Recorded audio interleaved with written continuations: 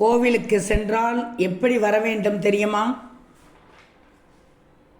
கண்ணாடி பார்த்து கொண்டு திருநீர் பூசக்கூடாது.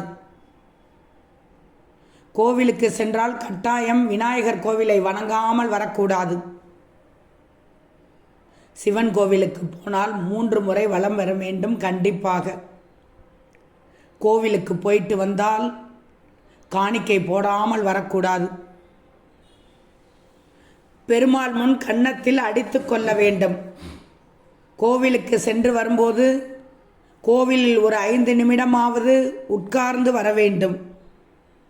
சில பெண்களுக்கு தெரியாத விஷயங்கள். சனிக்கிழமை வீடு துடைக்கக்கூடாது. ஏனென்றால் அண்ணன் தம்பிகளுக்கு ஆகாது.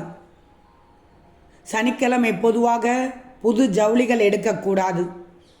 ஜவுளிகள் எடுக்கும்போது எண்ணெய் பொருள் சேர்த்து வாங்கிட்டு வரக்கூடாது. சூழ்நிலைக்கேற்ப ஜவுளி சனிக்கிழமை எடுத்தால் ஒரு தடவை தண்ணீரில் நனைத்து போட வேண்டும். சனிக்கிழமை துஷ்டி வீட்டுக்கு சென்றால் போயிட்டு விட்டு உடனே வீடு திரும்பி விட வேண்டும். அதோடு பெண்கள் வீட்டு வேலைகளை முறைப்படி செய்ய வேண்டும். எல்லாம் நன்மைக்காகத்தான். காலையில் வாசல் தெளிக்கும் போது சாணம் தண்ணி கொஞ்சம், பச்சை தண்ணீர் கொஞ்சம் தெளிக்கக்கூடாது. வீடு கூட்டிய பின்பு விளக்கமாறை நட்டமாக நிறுத்தி வைக்கக்கூடாது.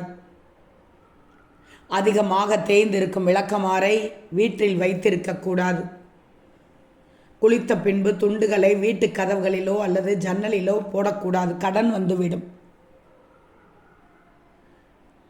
பீரோவில் சாமி போட்டோ அல்லது பீரோ, விறகு அடுப்பு அனைத்தும் கிழக்கு பார்த்துதான் இருக்க வேண்டும்.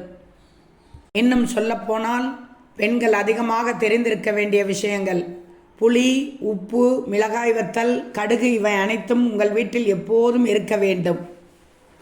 பால், கடுகு, தீப்பெட்டி, எண்ணெய், சீவக்காய், பணம் மாலை 6 மணிக்கு மேல் கொடுக்கக்கூடாது யாருக்குமே.